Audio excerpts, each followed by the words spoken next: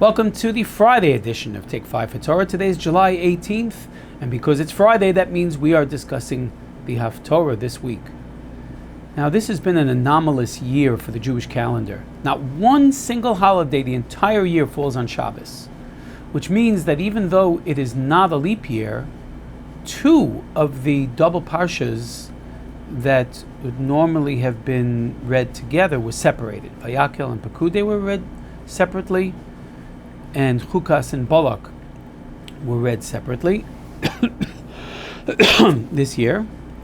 And that means that Pinchas is read, of course, you always by itself, but Matos Maseh this year is read together. When that happens, that means that Pinchas in his regular Haftorah gets preempted.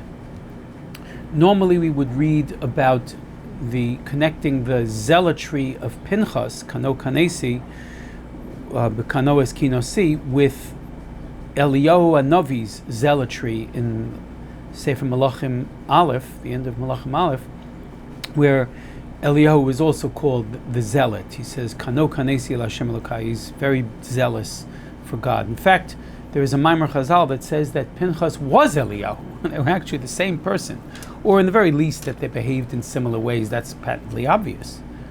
There are different opinions of what tribe Eliyahu came from. One that said he's from Shevet Gad. Well, then he couldn't be Pinchas because Pinchas was a Kohen. There is a Gemara in Bava Metzia that refers to Pinchas being death defiled, and someone asks him, "Hey, not Pinchas, I'm sorry, Eliyahu," and he says, "Aren't you a Kohen?"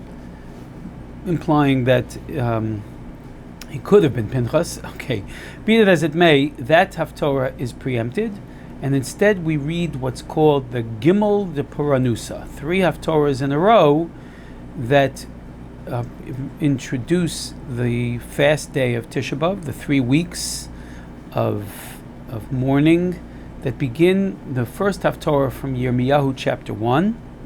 The second Haftorah next week will be Matos Maseh from Yirmiyahu chapter 2. And the third Haftorah will be the first chapter of Sefer Yeshayahu. We'll have more to say, of course, about those two in the coming Fridays. Yirmiyahu chapter 1 begins with his calling, after a brief introduction of the kings that ruled during his time. It describes his calling that God shows him 2 prophecies. But before that, God tells him, "B'terem etzarcha ba'beten yidaticha." I knew you, Yirmiyahu, before you were even formed in your mother's womb. You were set aside for me as a prophet. Then God gives him 2 pretty easy softballs for him to feel, hey, I can do this. He was asked to interpret certain visions, and he got it right, both of them. That's a little later in the Haftorah.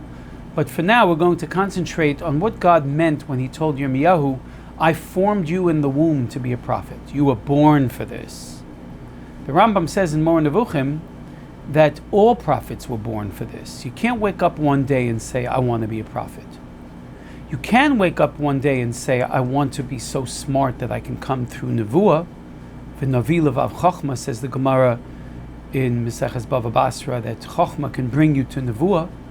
And Rashi at the end of Masechah Shabbos actually cites this Gemara to show that a Navi is higher than a Chacham. So yes, great wisdom can bring you, like it says, Ezeu Chacham haro'ez hanolad. You become so wise and so smart that you can actually make predictions based on experience. Yeah, okay, that's an actuarial kind of Chachma. But if you want to be a Navi that goes to Israel with a calling, with a message, then you're just in a small group of 48 Nevi'im and 7 Nevi'ot. It's mentioned in Daf Yudal of Maseches Megillah. To be in that group, the Rambam says you have to be born for it. You have to have some ingrained gifts from God from birth in order to reach that stage. That's amazing. So the question is obvious, the Rambam himself asks. So why did God have to tell this to Yirmiyahu if it's true of all prophets? The answer is because God knew that Yirmiyahu would object to his calling. Yirmiyahu did object. He says, Lo yadati daber ki na'ar anochi, God. I can't speak. I don't know what to say. So God preempted him and said, don't say that, you're my man. The Radak asks on the Rambam, and according to this, God should have told this to Moshe too. God should have told this maybe to Yonah, right? They also objected to the prophecy. In fact, according to Sephardic tradition, this Haftorah that we read 2 weeks before Tisha B'Av, and the first of 3 weeks before Tisha B'Av, this Haftorah is actually the Haftorah of Parsha Shmos, according to Sephardic tradition.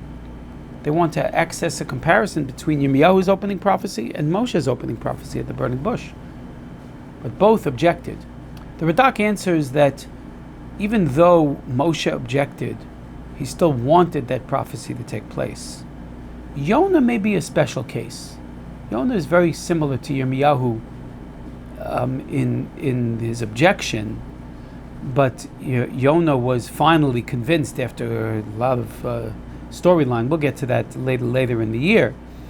But Yirmiyahu, he didn't want the prophecy. He knew that a bad prophecy is coming up. But Yirmiyahu really needed a lot of prodding, a lot of pushing. He might have been very young. He says, Lo yadati deber ki nar anochi. He might have been a kid, 16, 17 years old, when he said, I can't do this, I'm too young, I don't know how to speak. But I tell you that by the end of this book, some of Yirmiyahu's later prophecies are some of the most beautiful Hebrew prose in the entire Tanakh, or at least the entire Nach. It's amazing how he grew on the job. Okay, that is Yirmiyahu's prophecy in chapter 1, and that we learned that he was actually born for this, and the rest of the Haftorah refers to his initial visions and how he interpreted them to deliver a message of improvement for the people of Israel to avoid the impending doom.